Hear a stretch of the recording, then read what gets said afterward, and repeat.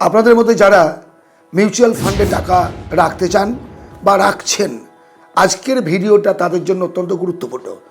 Mutual ফান্ডে direct fund থেকে যদি আমরা টাকা ইনভেস্ট করি, সেক্ষেত্রে কতটা মুনাফা লাভ করা যায়, নাকি রেগুলার ফান্ড বেশি সিকিওর, আজকের এই আলোচনায় আপনি পরিষ্কার সেটা বুঝতে পারবেন।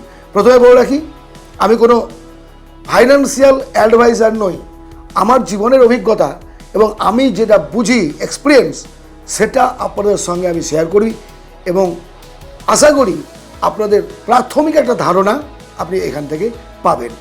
প্রথম কথা হচ্ছে, যখন আমরা মিউচুয়াল ফান্ড কিনি, তখন ফান্ড কোম্পানি তার প্রসেসিংয়ের জন্য কিছু এক্সপেন্সেস, কিছু টাকা আপনার থেকে কেটে নেয়, যেটাকে এক্সপেন্স রেশিও বলা হয়।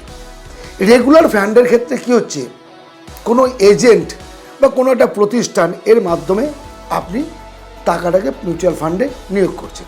আর ডাইরেক্ট ফান্ডের ক্ষেত্রে টাকাটা আপনি ডাইরেক্ট মিউচুয়াল ফান্ডের বিভিন্ন কোম্পানিতে নিয়োগ করছেন। কেন রেগুলার ফান্ড নিলে প্রফিটটা কম হচ্ছে, অপেক্ষাকৃত কম?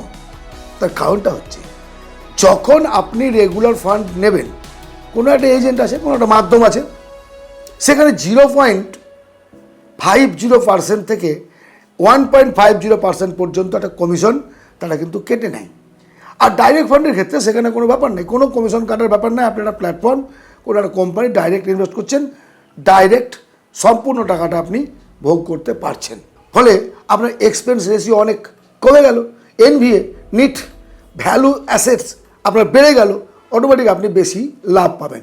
আপনার একটা উদাহরণ দিয়ে আমি বুঝিয়ে দিই রেগুলার প্ল্যান আর ডাইরেক্ট প্ল্যানের মধ্যে পার্থক্যটা। মনে করুন আপনি 5,000 টাকা করে মান্থলি 20 বছরের জন্য এসআইপিতে টাকা নিয়োগ করছেন, রেগুলার ফান্ড প্লাস ডাইরেক্ট প্ল্যানের মধ্যে, ডাইরেক্ট ফান্ডের মধ্যে। কোনটা, দুটোকে কম্পেয়ার করছি আমি। আপনি যদি রেগুলার ফান্ডে রাখেন, তো সেখানে আপনি 1% ওরা গড়ে কেটে নিচ্ছে, তাহলে আপনি রিটার্ন ধরুন, মনে করুন 14% পাবেন। আর ডাইরেক্ট প্ল্যানের ক্ষেত্রে 15%। আপনি জমালেন কত? দুটো প্ল্যানের মধ্যেই 20 বছরে আপনি জমালেন 12 লাখ টাকা করে। এখানেও 12 লাখ রেগুলার ফান্ডে, এবং ডাইরেক্টেও কিন্তু 12 লাখ টাকা আপনি জমিয়েছেন। এখন 1% ইজ নট এ ম্যাটার। আপনার মনে হচ্ছে 1%টা কোনো ব্যাপার না, ব্যাপার আছে, অনেকটাই ব্যাপার আছে। 1% মানে কম নয় কিন্তু একটা লং টার্মের জন্য। দেখুন, 20 বছর পর আপনি যদি রেগুলার ফান্ডে টাকা রাখেন, তাহলে পাবেন 66,28,000 টাকা, পরিষ্কার কথা। আর রেগুলার না করে যদি ডাইরেক্ট করেন, ডাইরেক্ট করলে সেখানে আপনি পাবেন 75,79,000 টাকা, অর্থাৎ 9,51,000 টাকা আপনি কিন্তু ডাইরেক্টে পাচ্ছেন।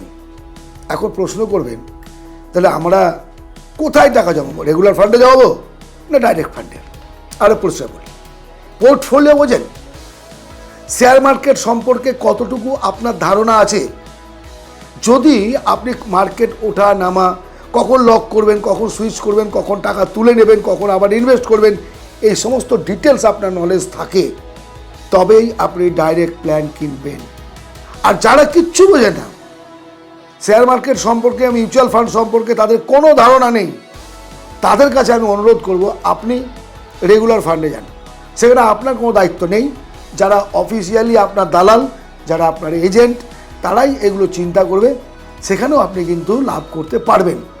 আবেগ কন্ট্রোল করতে হবে টাকা নিয়ন্ত্রণের ক্ষেত্রে, ইনভেস্টের ক্ষেত্রে। আর আপনার লোভটাকে আপনাকে সংগ্রহণ করতে হবে। জানলেন না সঞ্জীব দা তো ডাইরেক্ট করে অনেক টাকা পেয়ে গেছে, আমিও ডাইরেক্ট করে দেবো, সব চলে যাবে, সব শেষ হয়ে যাবেন। এই ভুলটা করবেন না। পারলে অবশ্যই আপনি কারো সাহায্য নিন, যারা জানে, যারা বোঝে, তাদের দ্বারা ইনভেস্ট করুন, তাহলে আপনার টাকা মার যাবে না। আশা করি মিউচুয়াল ফান্ডের রেগুলার এবং ডাইরেক্ট ফান্ড সম্পর্কে আপনার কাছে আমি বোঝাতে পেরেছি। যদি আলোচনাটি ভালো লাগে এবং এই ধরনের আলোচনা আপনারা পেতে চান, তাহলে অবশ্যই সাবস্ক্রাইব করে রাখুন, লাইক করুন, একটা শেয়ার করুন আপনার প্রিয়জন, বন্ধুবান্ধবের সঙ্গে। ভালো থাকবেন, আনন্দে থাকবেন। অবশ্যই দেখা হবে আরও এক ভিডিওতে।